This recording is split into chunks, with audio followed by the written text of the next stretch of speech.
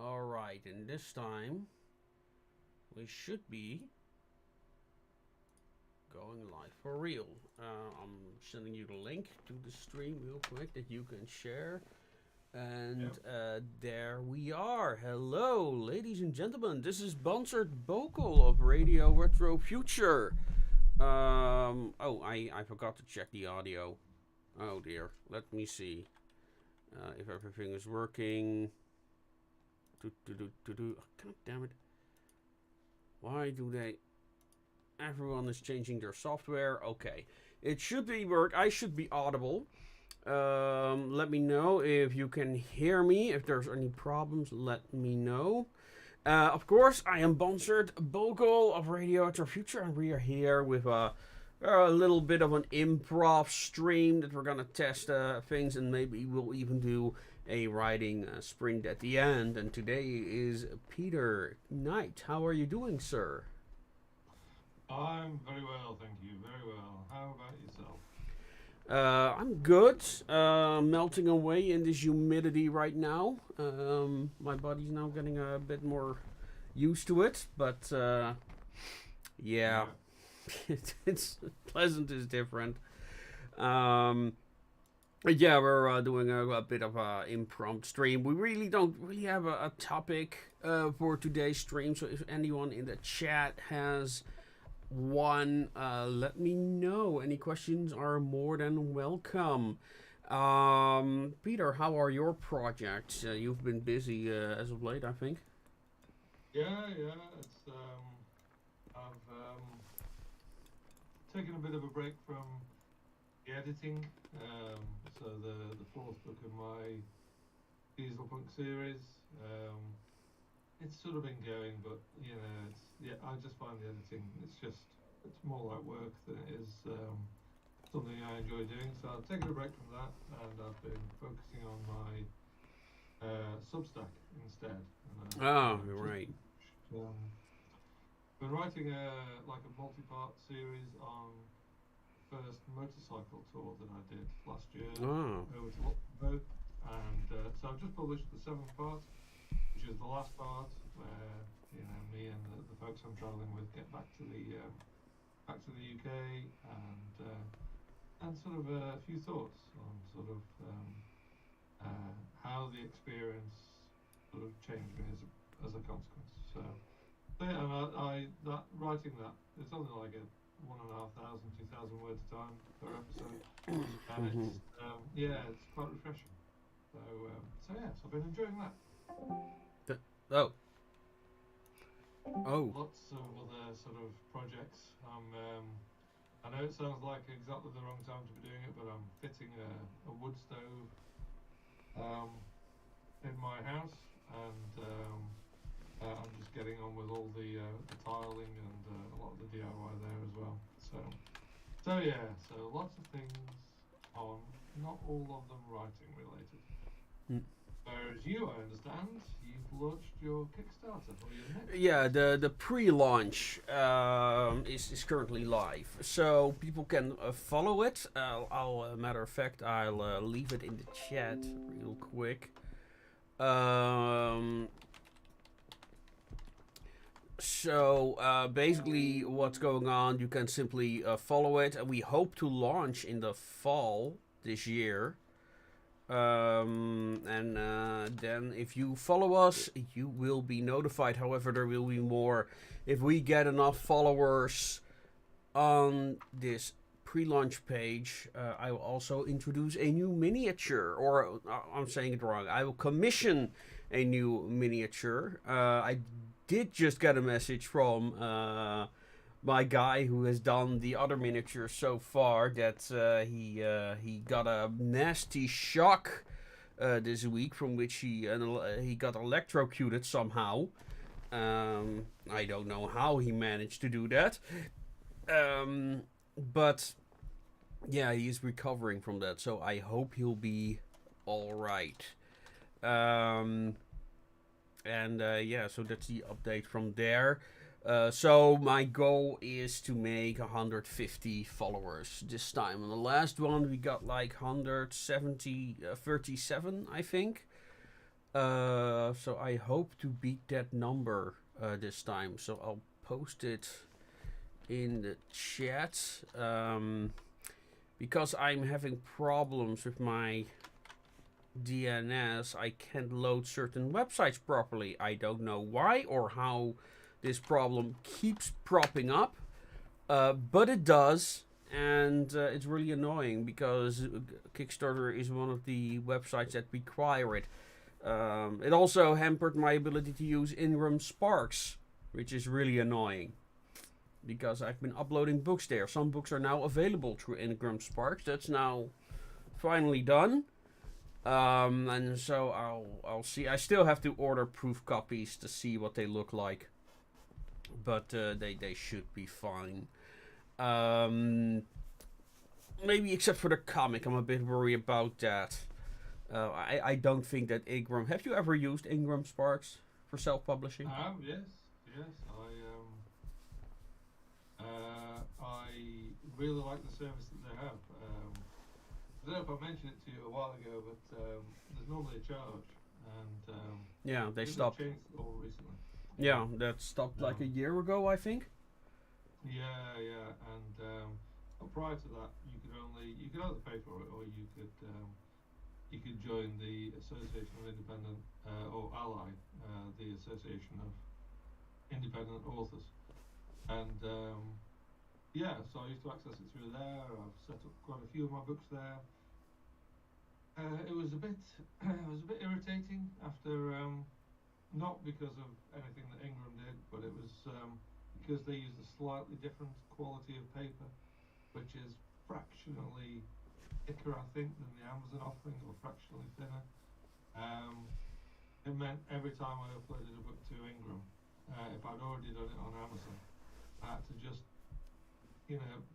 slightly edit the book covers, which it's as I'm sure you know, you've just got to change them by a pixel or two before it'll be accepted. Mm-hmm. It's just a bit of a pain in the neck. So. Mm-hmm. Yeah, I now have like separate Ingram books and versions and Amazon versions. It's a pain. I have not ordered books from them, so I'll have to check what they'll look like. I'm pretty confident about the novel ones that they'll be fine layout wise, and cover should be good.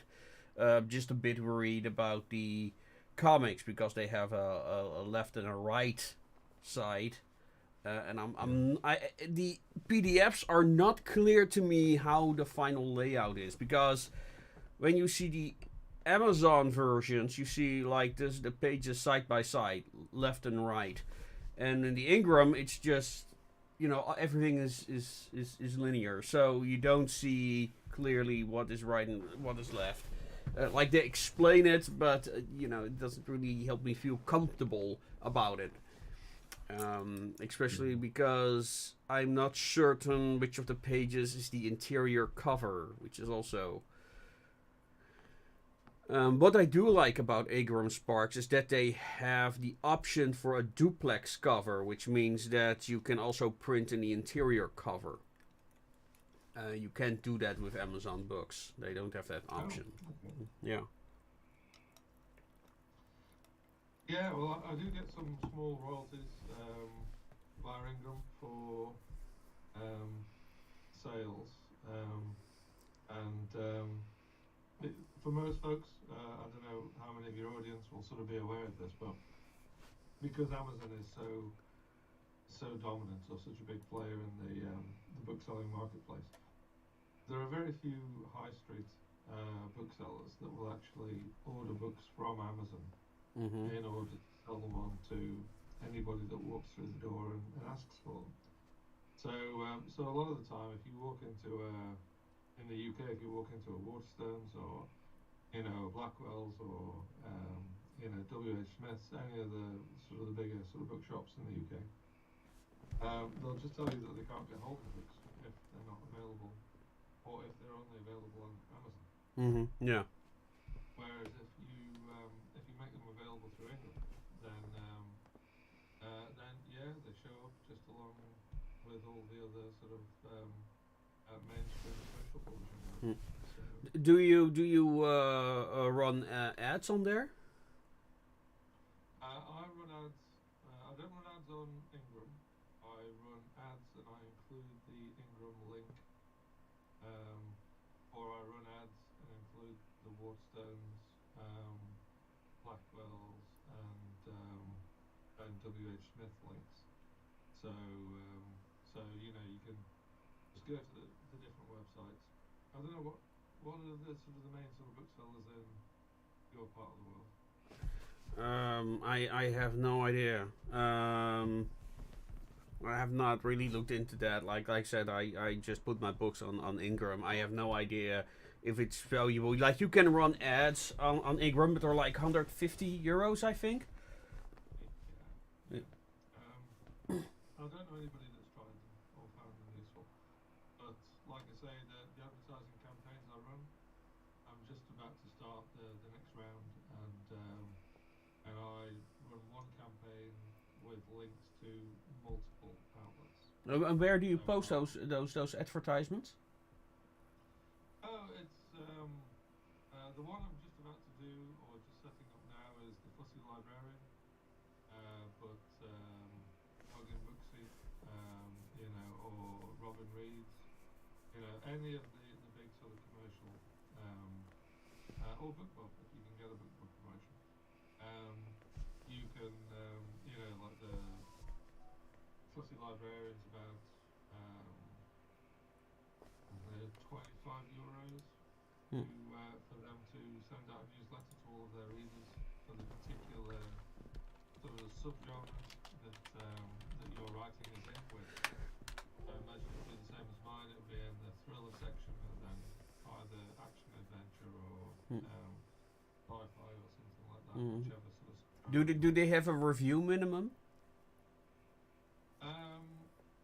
The Fussy Librarian, I don't know. I don't think it does. Hmm. There are some that do. If you've not run any before, then I would start off with what they do say is the books have got to be priced at 99 cents, or between 99 cents and I think it's $3.99. So your books, which are a bit more expensive, you could be sort of towards the top end of that, but they have to be on some kind of a discount. Hmm. And only, you know, for a short period of time, a week or two, something like that.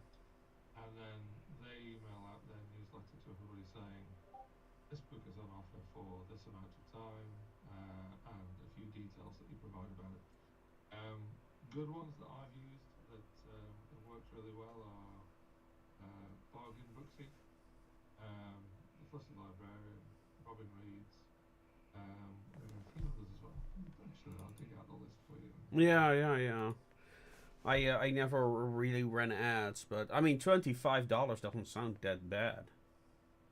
It varies. I mean, Bargain Booksy, I think it's about 60 or something like that, but they're all sort of in that kind of ballpark. Hmm. Let me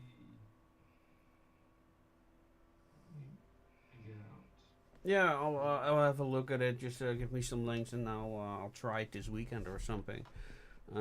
See how it goes. Yeah. Do you have a list of how many downloads and how many sales I've had through each of these? Let's have a look, see if I can just dig it out there. Yeah, the Fuzzy Librarian, your personal librarian. I see now. Okay. Mostly bargain ebooks. Okay, and then you've got like the options between various. You have free ebooks. Kinda Vela offers dashboards. Right. But it's all ebooks then what they promote. It is, yeah. I haven't found any that do packs or print editions yet.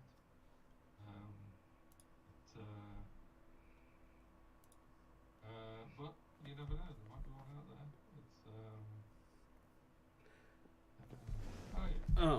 your audio is too low. That's odd because on my thing it says it's all in the green. How is the audio now, John?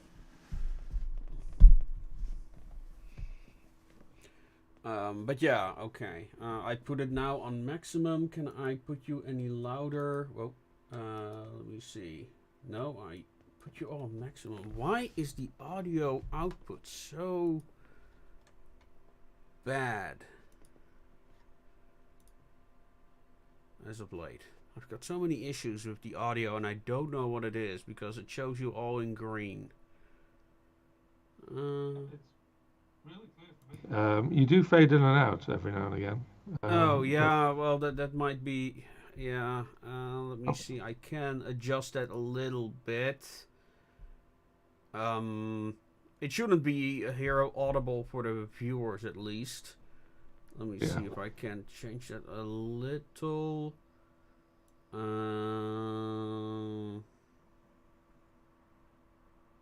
Okay, I changed it a little bit. I don't want to do it too much because I got a lot of issues ever since. I've got some weird issues since I reinstalled Windows.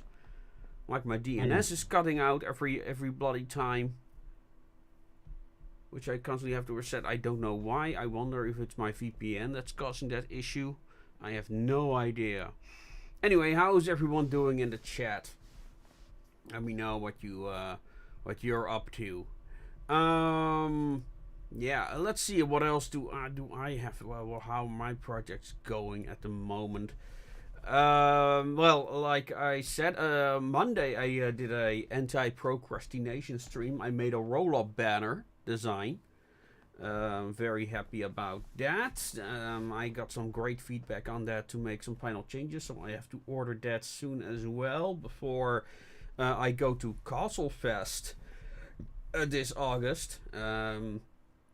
Very big fantasy and folk lifestyle event, kind of neo-pagan event, but it's really big and most vendors will do really well there. And a friend of mine allowed me to stay with her that weekend, so that's what I'll be doing 3 days. So that's something that I am working on. What else do we got? Let's see. We're working on Enwin. Recently, Johan finished the first drawing, which is a very cute, very sad sketch of Enwin in a cage. Let me see if I can find it real quick. I can put it up here. So yeah, but it's both adorable and sad at the same time, because who likes to see a innocent doll in a cage? I put her on screen. Oh, I said I put her on screen. I have. But yeah, this is the sketch in red, but I think it looks better on stream than the final black and white version.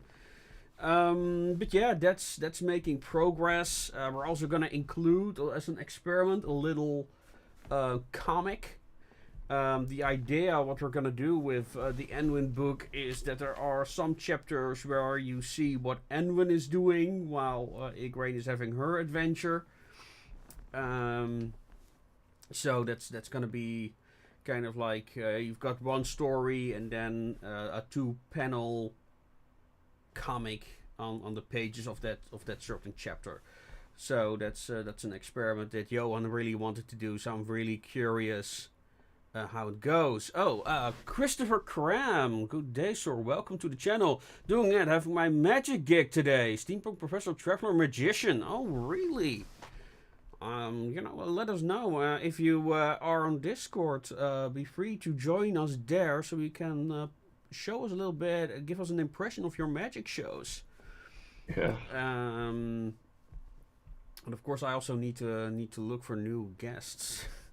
I hope that we're gonna do a new RPG stream very soon. Sean told me that he's still working on the character sheet, so I hope that will be happening very soon. What else do I have? So yeah, that's Enwin. That's happening. That should be done within now. I might also have found somebody who can make Enwin dolls in a limited supply. So I hope that this person will come back to me. I gave her my card, so I really hope that she sent me a message very soon. And it would be pleased to join your Discord. Okay, let me send you the link in the chat. So you can join our Discord. It would be great to see some new people there. For a while there turned out to be something wrong with the link. So that should be finished now. And yeah, get some fresh faces in there. There you go. I'm putting it in the chat right now. It should work. And yeah, I hope we can also do more on the community end. What else do we have? Yes, the comic, of course. So the Kickstarter is now in pre-launch. You can join it if you want, and then you'll get a message when we go live in the fall. It will, of course, have the first issue of the Journey to Elysium. A matter of fact, the first... No, I'm saying that wrong. Not the first. The alternative cover is done. Let me see if I can find it real quick and put it up there for you to see.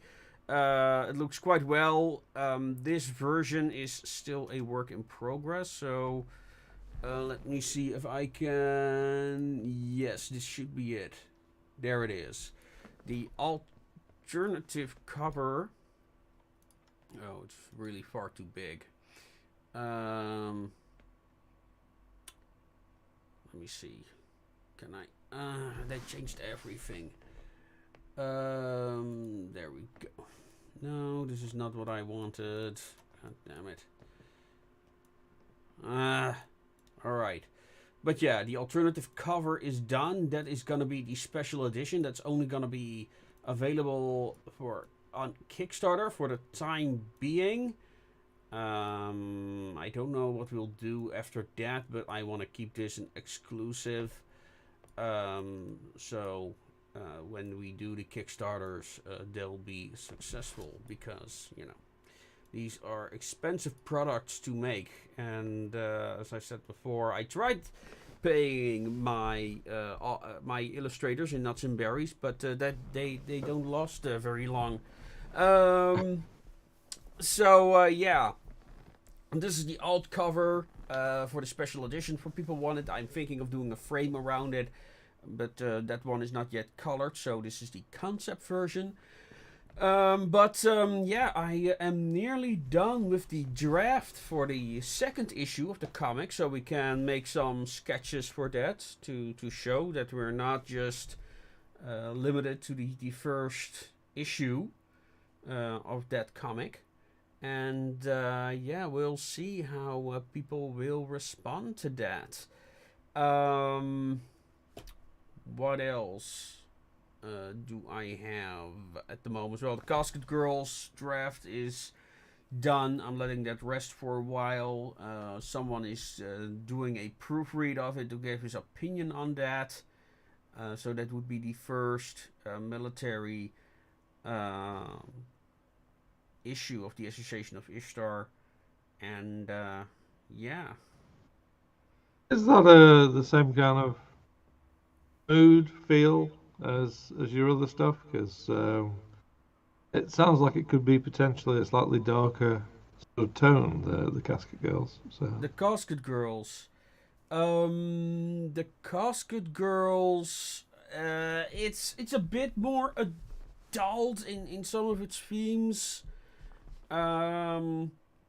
Because it's about well, criminals. So they're a bit more well, lewd and stuff. Bit more uncouth. Is it darker? Well, I mean, it's more violent. There's more action in it. Is it darker? Not necessarily. I think the Range in the Machine gets pretty dark at places. already. A matter of fact, I thought it might be too dark at some points when I was working on it, but the readers seem to disagree.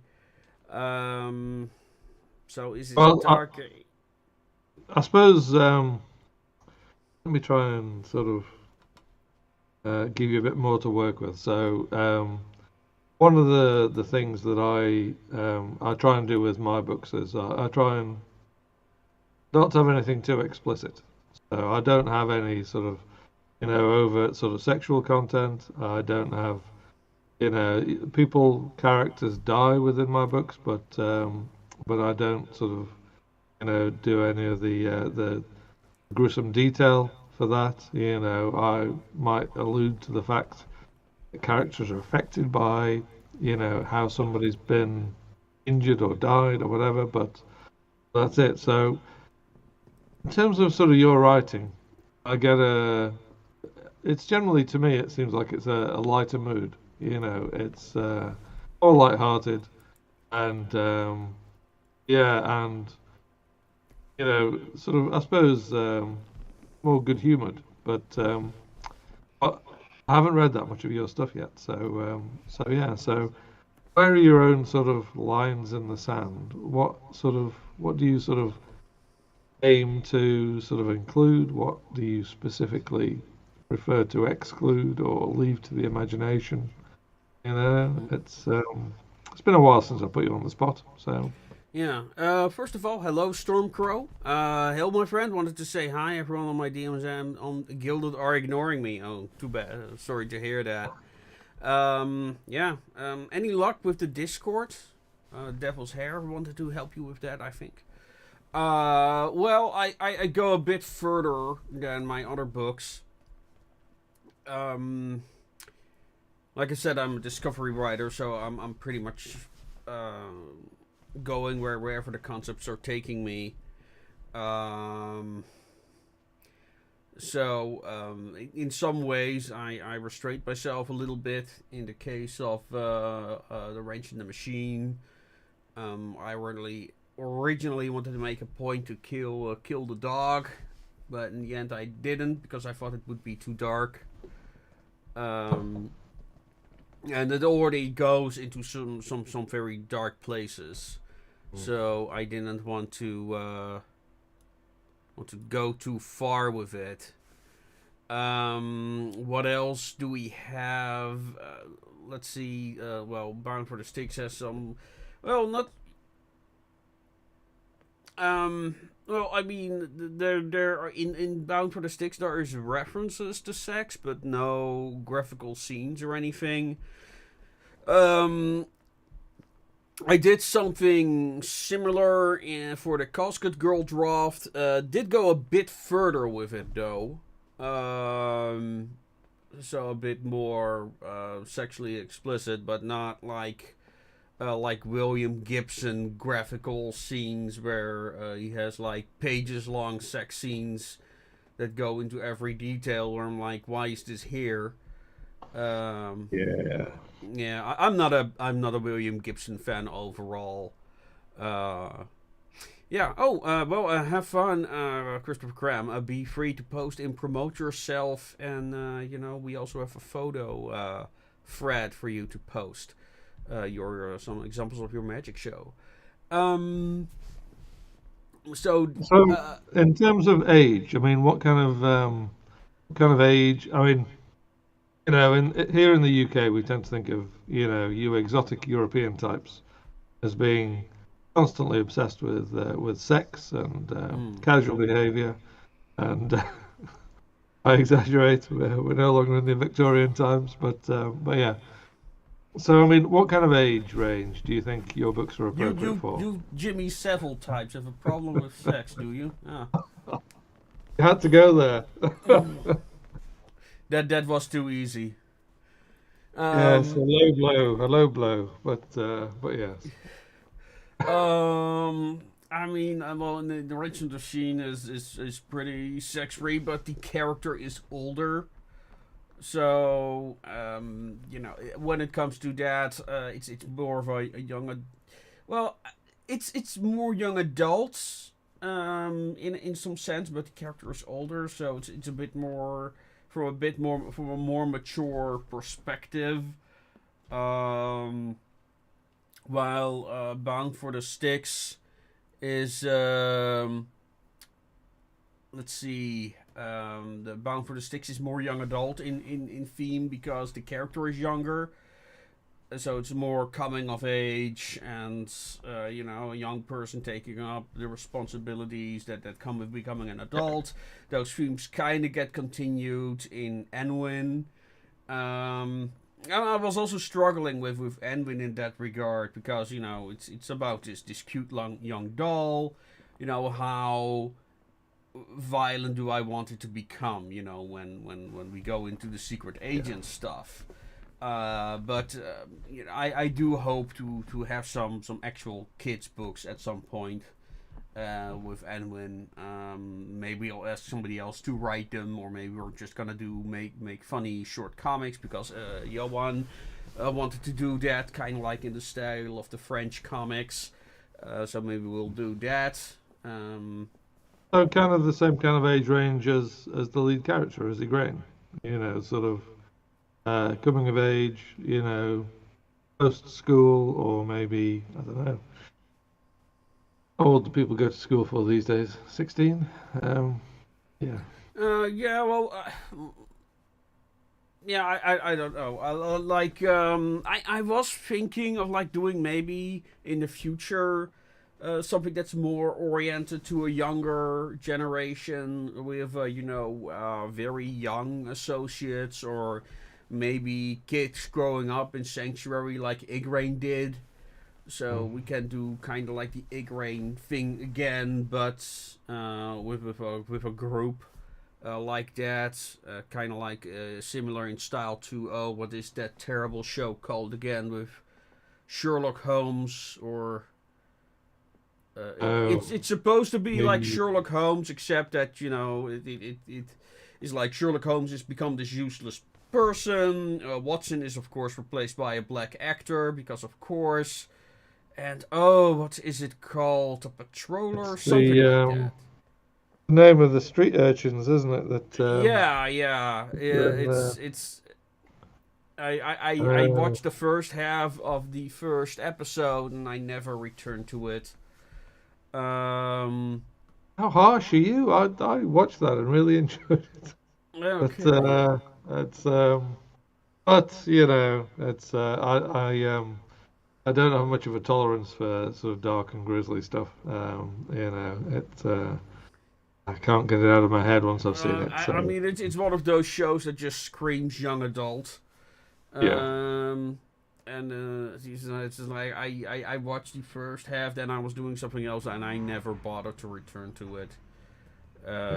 It's not for me. But I'm a person who dislikes Carnival Row, so. I just don't know what to say to you about that, to be honest. It's I wrote a review. Okay, I watched that show twice. Yes. So. What not to like about Sexy Fairies? If it really is that the only reason why people watch those shows? Well, like the main character, like the main. I wrote a review, and then I was done with it, and I was like, oh, I never mentioned the whole fairy thing. Because that fairy has no purpose in the show. It is there. She takes up time. She is an absolute waste of fucking time. Like, I kind of like the relationship between the fawn and the woman. But every time I got into that plot, we had to go back to the bloody fairy. And then we wouldn't hear from them for another episode. And then we had that again. And then we get to an entirely other plot that went nowhere. It seems a little harsh, but... No! Watch it. And really analyze the plot. Like, the mystery makes no goddamn sense. Oh, you're just overthinking it. Just focus on the No, sexy I fairies. had to You'll be write a fine. review, and it's like, well, this plot really depends on a lot of coincidences, doesn't it? Yes, yes, there is that. But I must admit, the things that I really liked about it were while the story that was happening in the present day for the characters was sort of was interesting, and I did enjoy it. I liked the idea of, whatever the big bad was that sort of killed off the first characters that happened to be, sort of the main detective's sort of mother that he didn't realize he had, all that kind of stuff. Um, Oh, that was also something that I did not find credible. it was stretching things, I thought, but but at the same time, it's I could put up with it. But the thing I absolutely loved was when they showed was it Tiernanog, the old sort of country where a lot of the fairies and other fae came from, and they could have set an entire series just around that and the war that took place, and I'd have been sort of quite happy to watch that. But maybe they'll do a spin-off, and No, it'll, they wrote a book, I think. yeah. So, but no, So I foresaw it wouldn't be continued. yeah, yeah. No. So we figured out a couple of the things that you really don't like. What have you watched or read recently that you've really enjoyed? The last thing well, Deadwood, of course, best series Yeah. ever. The Expanse is pretty good.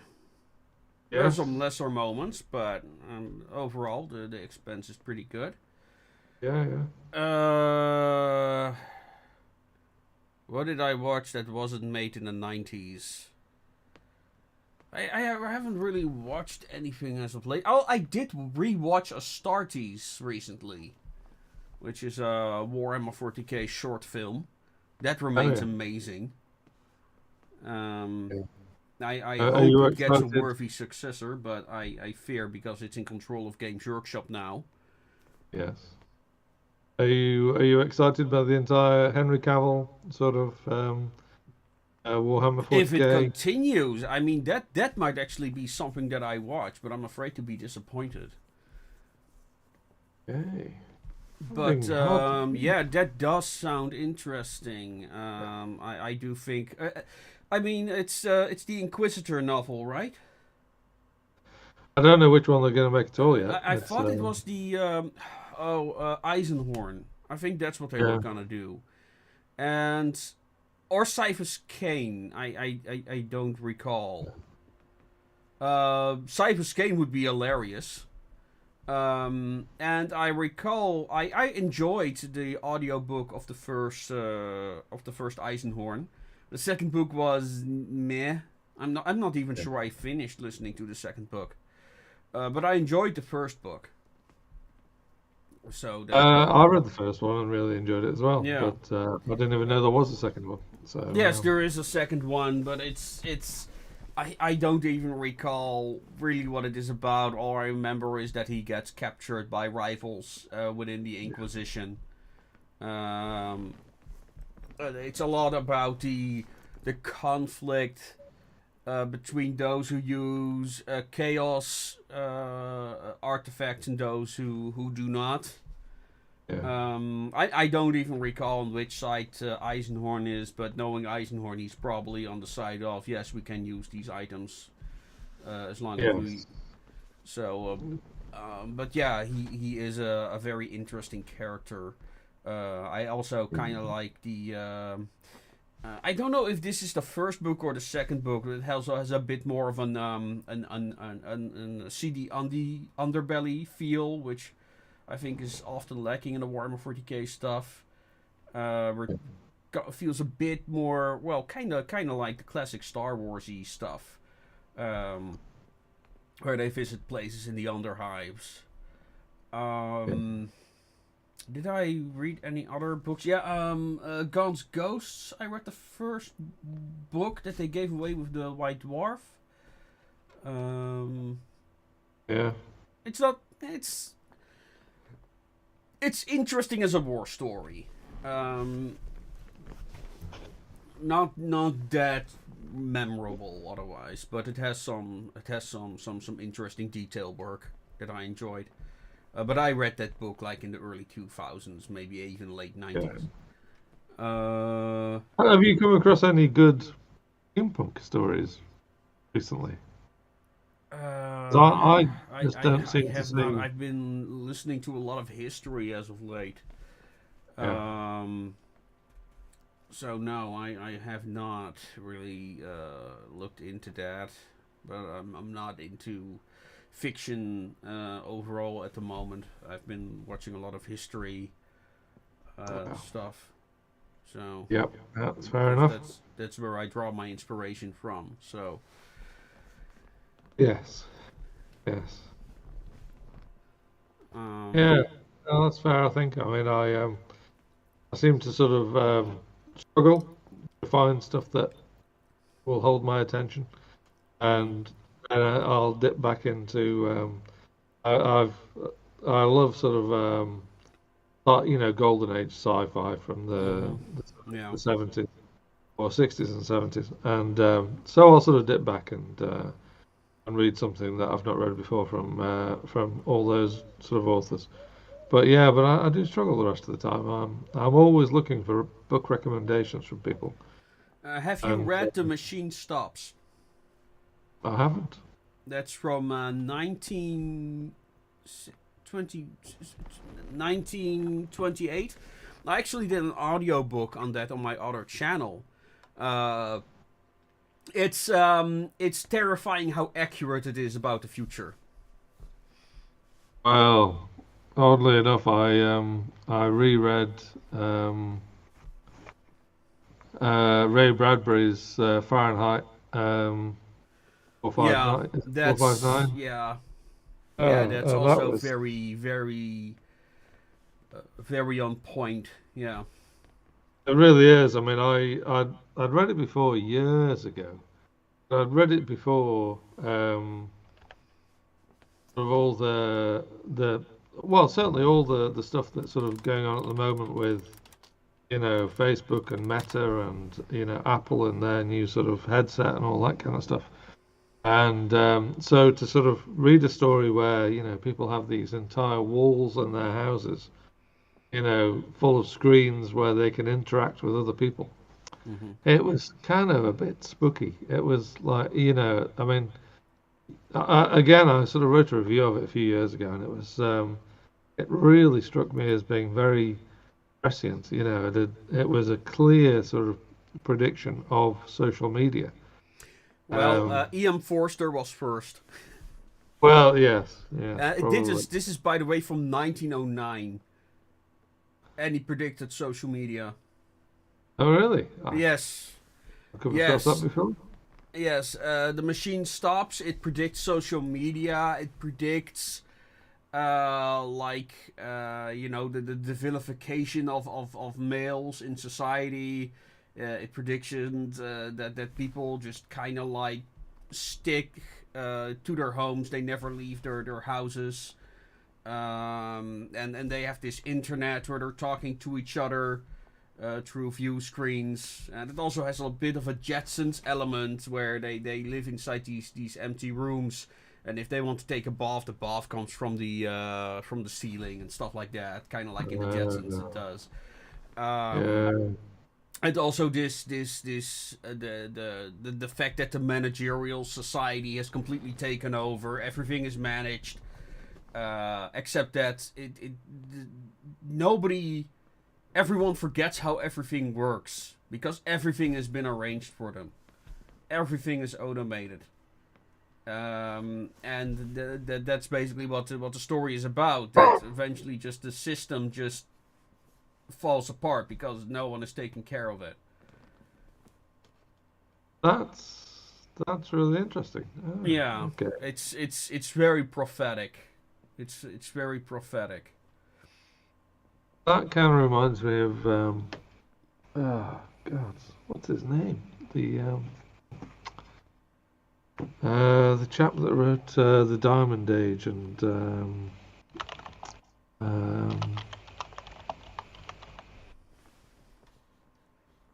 yeah, Neil Stevenson. Um, I read one of his books. Where are we? And that was set in a kind of a futuristic time when where are we? Where's my Amazon gone? That was set in a futuristic time when yeah, again, everybody had sort of forgotten how technology worked, barring a very small number of almost sort of, well, you know, a pseudo religious order. It wasn't Cryptonomicon. Oh, Anathem. That was it. Very long book, but Oh, you also written Snow Crash. Ah. No Crash. Yeah, yeah. No Crash in the Diamond Age. Grey books. Anathem. I really loved. Cryptonomicon. I've yet to finish. Just yeah. There's yes. Yeah. Lots of. I mean, I love maths and I love sort of deep sci-fi, but yeah, that one kind of I lost the plot with that one a little bit, but yeah, but that's good. I'll Yeah, have to I give need the machine to props listen to a again. lot more audiobooks. But I'm currently re-listening the history of the British police force because I'm writing a kind of like character analysis of Alborough from The Wrench in the Machine for a new video, which I hope to continue the script on today, but I spend it on writing the second issue, um, which might be a bit on the long, or might have a bit too long of a introduction. But yeah, that's kind of the issue when you are writing a work that has a lot of detail for the technological side of things. So that's something that I uh, need to rewrite a couple of times, I think. Yeah, yeah. It's I remember reading a quote by Neil Gaiman a while ago where he was talking about he'd finished a novel, but you know, he knew he was going to have to go back and sort of do a lot of edits. But the way you referred to it was, you know, um, he was going to have to. I think he said he was. Did he say he was going to have to, or we didn't have to go? He was going to have to go back and sort of move several big pieces of furniture around in order to get the story to where he wanted it to be. Either that, or he said he'd already been in and sort of moved several big pieces of furniture around, and he'd just got smaller editing to do. I can't remember which way it was now. But I like the idea of the story and having to go in and sort of not just do sort of like you know your day-to-day bits and pieces, you know, the small edits, the typos, and all that kind of stuff, but go in and go, oh, I shouldn't mention that yet. I should leave that for another couple of chapters and then bring that in, and that I should bring forward, and yeah, all that kind of palaver. So Yeah, I'm gonna yeah, have to do that with the Casket Girls. I'm gonna have to add a lot of information earlier, details about characters earlier, because I had no, because it has multiple characters. I didn't really know where to go with it exactly, which also led to one character becoming the main character instead of the original one. That's also to keep the mystery alive about what's happening to the actual main character. Um, so yeah, I'm very interested to what proofreaders will have to say about that one. Because yeah, yeah, yeah. But you know, that's I suppose that's part and parcel of discovering the story as you go, hmm rather than doing all the plotting, uh, which I waste a lot of time doing, just sort of getting the basic sort of idea and structure there. But Even then, it doesn't always work. No, But I yeah, could not have plotted this story as I have, and also because I come to realize a lot of things when I actually am writing the details. yeah, Like, oh, this could be a thing that happens, or this could be a thing that goes wrong, or this could be the development for that character or a theme for that character. So, and when I plot things, it often comes like, oh, I've come to the scene where this particular thing happens, and then it's like, man, I gotta force a lot of things to make that one thing happen, and so I don't do it eventually. Um, yeah. Well, give you an example of how my own approach backfires every now and again. It's in my original sort of series that I wrote, which is Indiana Jones kind of a thing, King Solomon's Mines kind of a story, sort of yeah, action you mentioned something adventure. like that, yeah. Yep. I sort of plotted the story, and I had the characters. This is in the third book. I always wanted them to go to India, and I wanted them to travel from west to east across India and across the line of the Himalaya and all that kind of stuff. And when I was writing the plot, I was going, right, okay, well, I want them to get to this far corner of the Himalaya, which is where a lot of the tea is grown. So it's a bit beyond Darjeeling. I think it's called, what is it? I don't remember what it is now. Is it Arunachal Pradesh or something like that? But it's a contested area. It's one of those few frontiers that still exists even today, because the area, although it's technically Indian, is contested with China, and a lot Mm-hmm. of the sort of folks that live there don't particularly like being under the rule of anyone, including the British, the Indians, or the Chinese. So there's constant strife. But I knew I wanted to send the characters there because it's a bit of a unexplored, unmapped kind of an area. And my master plan when I was writing the plot was the characters travel from the Khyber Pass right the way across India, and in the process they discover something that links.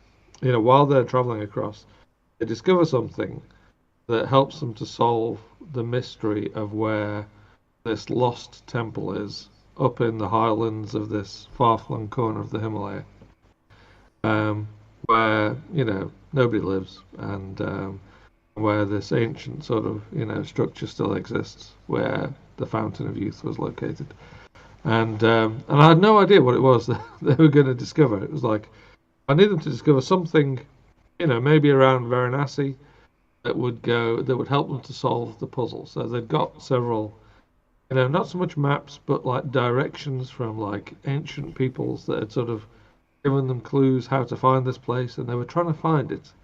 But they were having to kind of research it as they went. And I thought, well, I'll write the story in the same way. I don't mind doing a bit of reading around sort of Indian mythology and sort of legends and myths, and digging something out, and I'll find something that I can tie to Varanasi or one of the other cities along the way that will send the characters off to this far-flung corner. And God, I went round in circles for about 3 months trying to find it. I just couldn't find anything that seemed credible, and until eventually I discovered that one of the things about Varanasi in particular is that the light strikes it from a very peculiar angle because it's one of the very few cities that are built on a stretch of the Ganges that is heading from south to north. Because generally the Ganges heads west to east and from north to south, but this is one of the upward turns. And as a consequence, the water hit or the sunlight hits the water first, then it hits the town or hits the city and all this kind of stuff. But it took me absolutely forever to find it. And yeah, so whilst I prefer the entire plotting sort of aspect of it, there's a lot of the time when I'm just fishing around, probably very similar to a discovery writer, just trying to find the thing that will make sense of the next bit of the story. So. Yeah, I also saw some comments by Kapu. It says we're live, but captions are ahead. Fake news. I do notice that the stream on YouTube is way behind on our Oh, wait. Okay, let's see. Maybe not. I don't know what's going on there, but I don't know. Also, dude sitting on a fancy Victorian-esque armchair with a vest saying he's listening to books is nuts. Why would you take... They would have to taken you away saying silly things like that. Well, I'm dyslexic, so reading books for me is not an option. Plus, I'm also very busy, so I prefer to listen to audiobooks while I work, like I'm doing graphic design or doing up layout, stuff like that. All those other things that writers have to do, but never gets any mention. I'm sure you could listen to a book on a wax cylinder if you wanted to. So. No, oof. Well, I think you can actually order them. I mean, I don't know how much playtime wax cylinders have. Yeah, I'm still thinking about like what kind of storage devices they could use in my universe. DNA is an interesting storage medium, which seems to be a very good one to do. So that's something I definitely want to do. I have an idea for this biomechanical civilization where it could work. There's still a lot of questions I have. That's why the military steampunk was so hard to write, because I had to come up with all these technologies that kind of. I had to make it click with other things, and I didn't want to take it too far because that would mean that I could have other applications as well. So it's a very tight balancing act. But now I introduced two control systems. One is a neuro helmet, kind of like as they have in the BattleTech universe. In a very steampunky way. It's a helmet with all these light bulbs on top.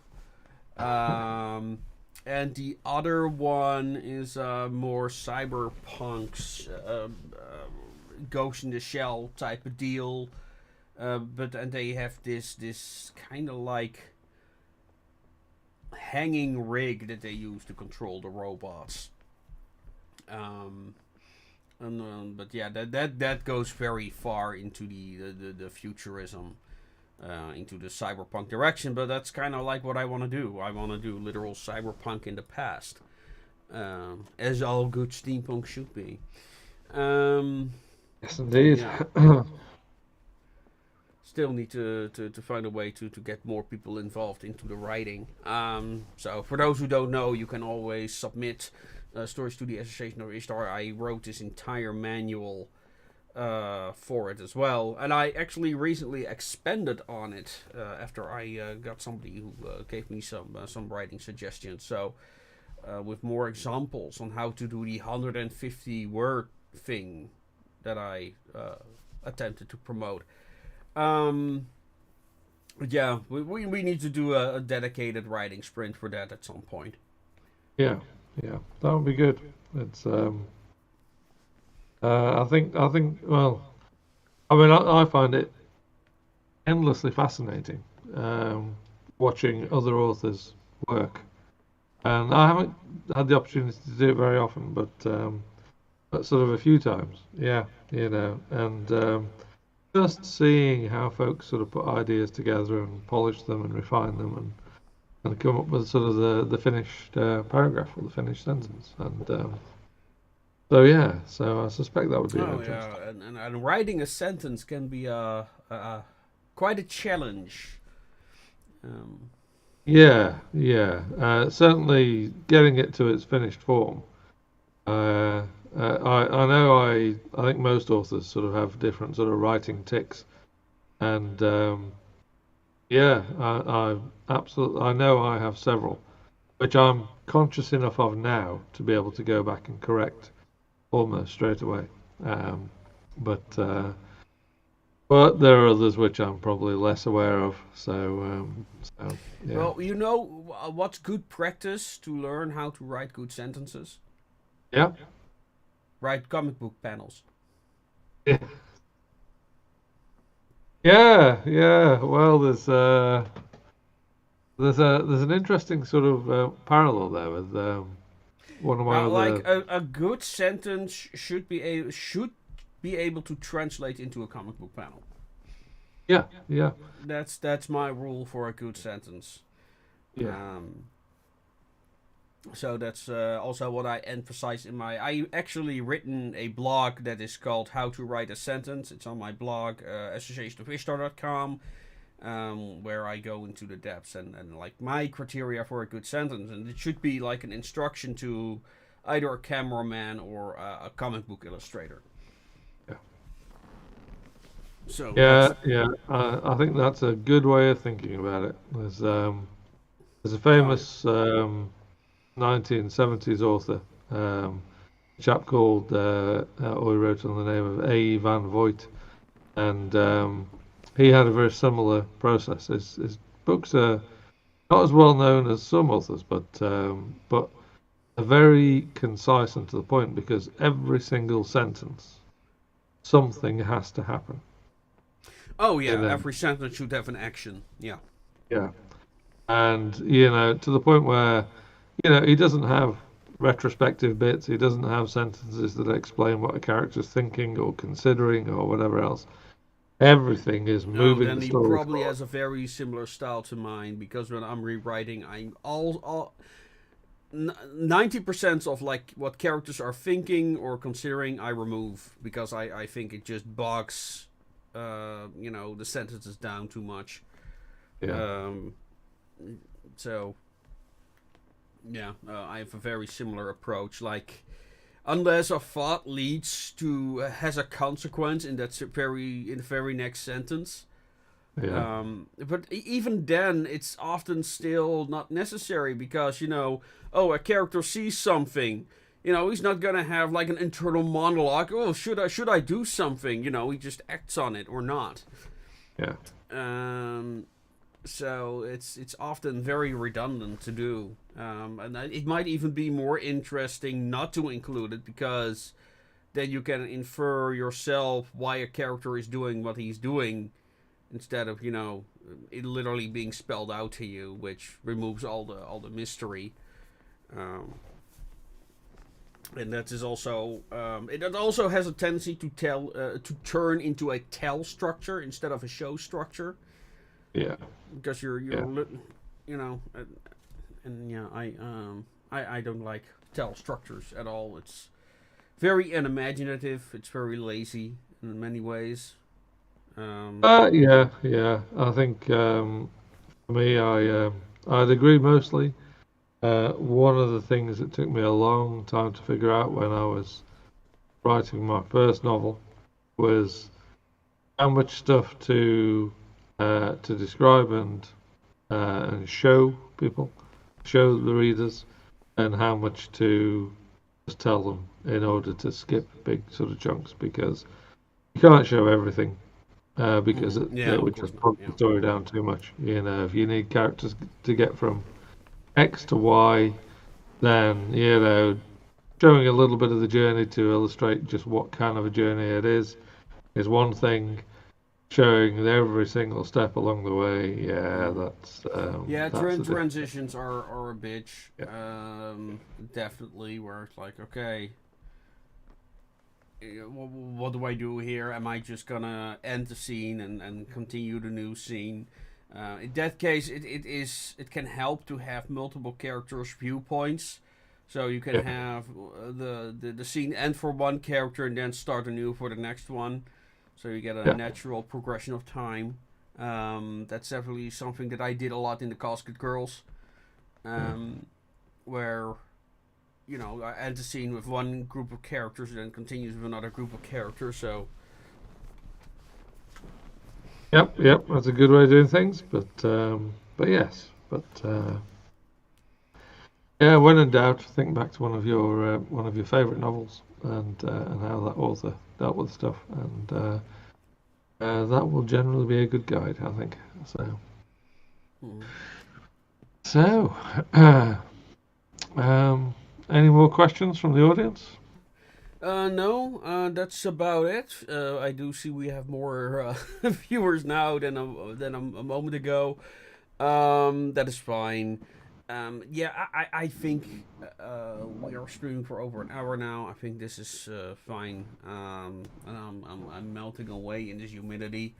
We're gonna. I also agree to play some Hunt Showdown tonight, so that's what we're gonna do.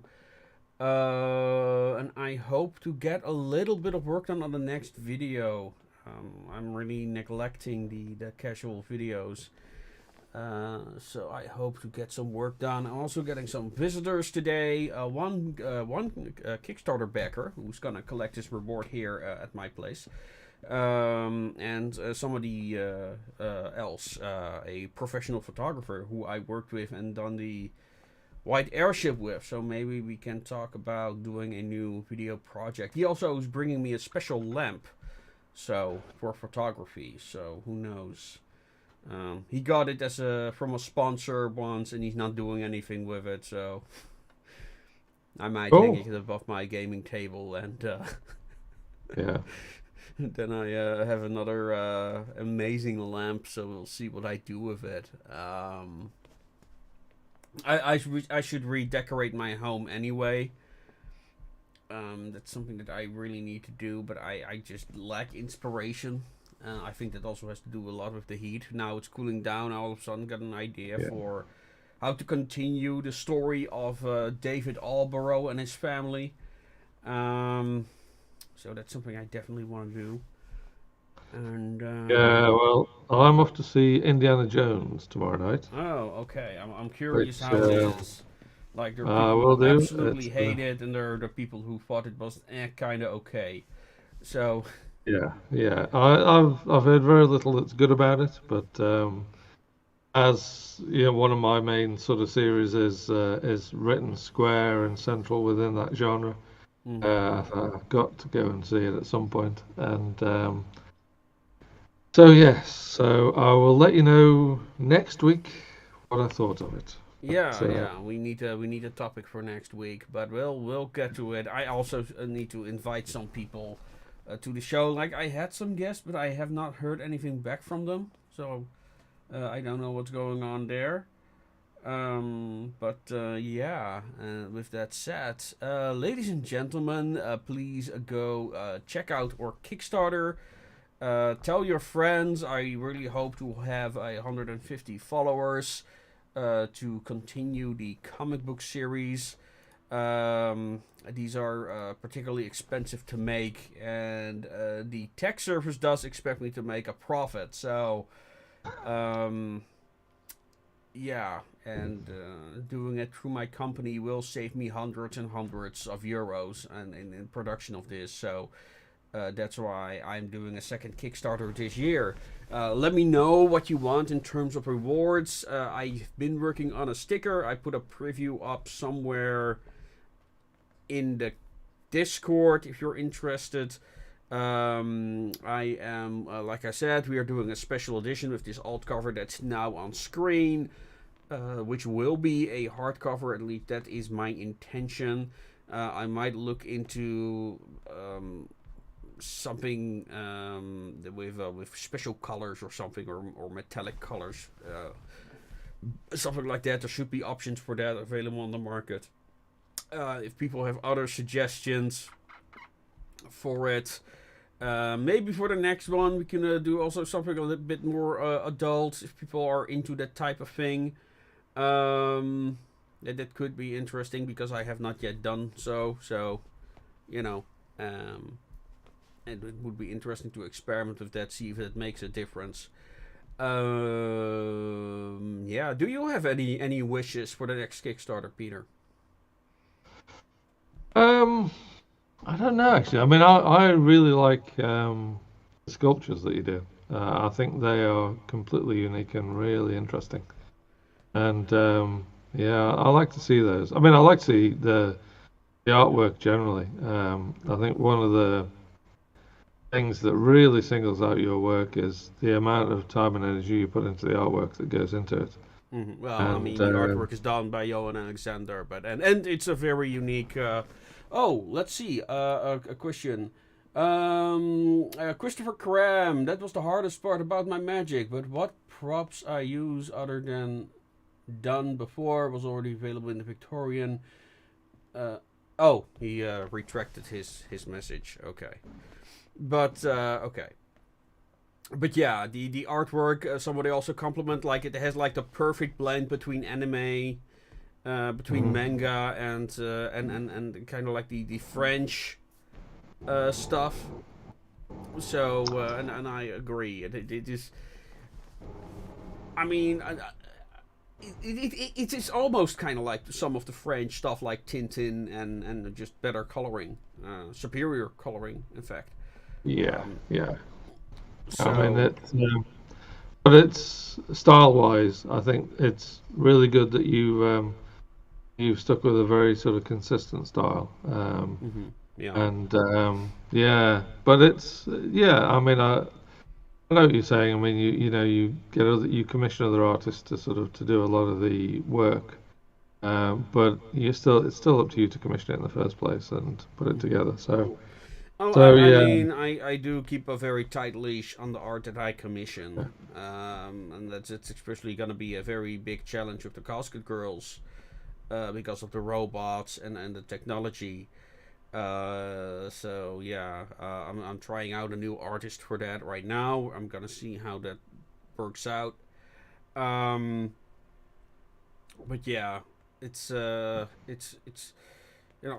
it's those details that I love about settings like Warhammer 40k and BattleTech, and in that regard also Shadowrun, is that attention to detail that it not only just uh, is consistent, but also is consistent with the themes of the setting, and that's for me is the hardest part. It's very easy to just uh, for example, for the RPG, just include automatic rifles. Like the BR or an AR-15 platform. But I think that will ruin the aesthetic. Also the themes and aesthetic of the series. Hunt Showdown is a perfect example where they've got the Nagant Automat, which is a fully automatic rifle, and people hate it because they feel it does not belong in the setting. yeah, It's also a very expensive weapon that barely anyone uses, but for that reason, the game developers are constantly working working around that weapon because it's so much more powerful than most of the weapons in that game. yeah, yeah, Due to its automatic fire. So they're constantly making adjustments to. Oh, now it's more balanced, perhaps. It's like, or you could just remove it and then Uh, yeah, yeah. But yeah, but I mean, it's a lot of the time it's these things that can sort of make things really interesting in a universe. It's those oddities that can sort of really make you go, wow. Oh, and I just saw we have a new sponsor on our Ream Stories page, which is probably Asbeth. Thank you very much for your patronage, sir. Which brings me to the final topic that I want to bring up, but it's very important to me, which is Ream Stories. For those who want to read my stories from now on, I'm going to post, including the free ones, on Ream Stories, which is a new kind of like it's a Patreon, especially for authors.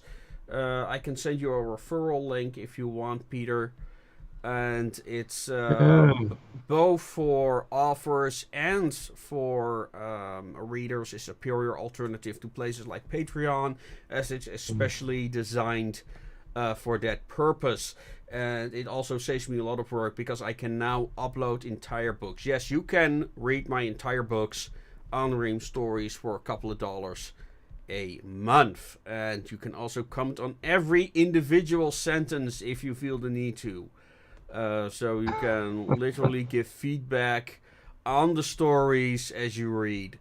And it's still new. They're not done rolling out everything yet. For example, they do not support normal PDFs yet. But in the future, the comics will also be on Ream Stories when that is available. You also get previews on, for example, Enwin. I think that's already available to the higher tiers on there. And of course, the Casket Girls. So you can also give feedback on that as well. And on the higher tiers, you also can get art made of your characters, which will also be a Kickstarter perk, by the way. You can even get your own characters included. Wink, wink. So there is that. So I'm going to post that link in the chat. Let's see. Okay, Christopher Cram, and do not retract your message this time, sir. I'm watching you. That was the hardest part about my magic performing, but the props I used were used in the Victorian era, other than my sponge balls. I stay away from plastic props. Awesome. Beautiful art, yes, it is. Miss Mechanism. Oh. Okay, I get it. I see what you did there. Nice. So yes, the art is by Johan is amazing, and it's also in Bound for the Sticks, which also has some amazing illustrations. I might actually, depending on my time and energy, I might include special editions of those books on the Kickstarter as well, hardcover editions.